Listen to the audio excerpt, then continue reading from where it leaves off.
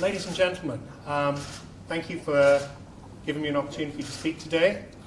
It's truly an honor for me to have this opportunity. It's also a little bit of a surprise because I only found out I'd be talking here about an hour ago before I popped into the car, so I got an email. But that said, I'm a lecturer by profession, and so give me a stage and I can talk for hours. What I'd really like to talk about, though, is this very issue of creativity and the opportunity to give young people to actually create and to think about new ways of doing things. When I did my advanced degree, I focused very much on the issue of creativity. And if there's ever anything guaranteed to kill people's creativity, it's studying creativity. But that said, I can see real value in enhancing creative thinking, new ways of thinking, and doing things very differently. And I think part of the reason for the need for us to pay special attention to this stems from the fact that the world within which we're living, the world in which we're working, is changing so rapidly. I think if there's one thing that we can guarantee about tomorrow, is that it's going to be very different to the world that we live in today.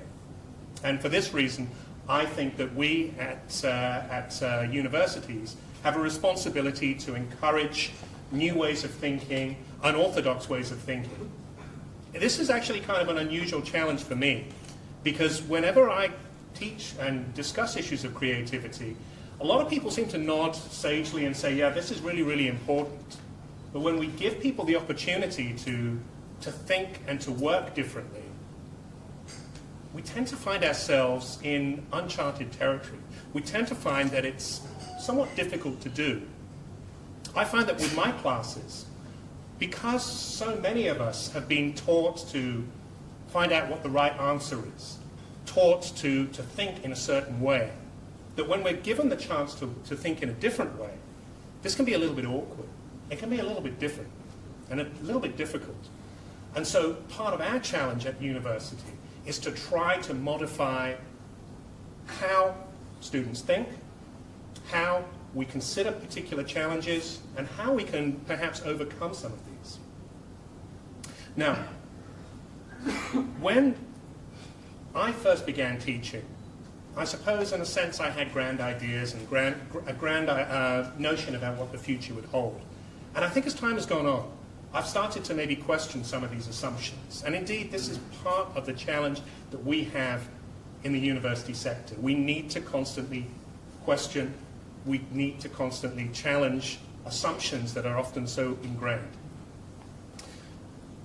What we tried to do at Murdoch University is to build an environment and an infrastructure that will help students to work in different ways and to pursue different careers. And part of this relies on study, and part of this emphasis relies on providing opportunities. When we had the opportunity to sit down with Fen and Victor and everyone at Alpha Incubation, I've got to say we were very, very excited, because I think it provides an extra piece of the puzzle that is so very, very important for the current generation and future generations. Universities have a place, and we try to do what we can to give opportunities and encourage young entrepreneurs.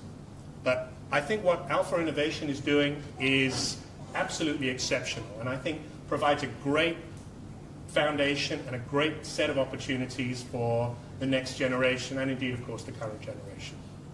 We're very, very delighted to have an opportunity to work with Alpha Innovation, and certainly expect fantastic things ahead. Thank you very much, Peter.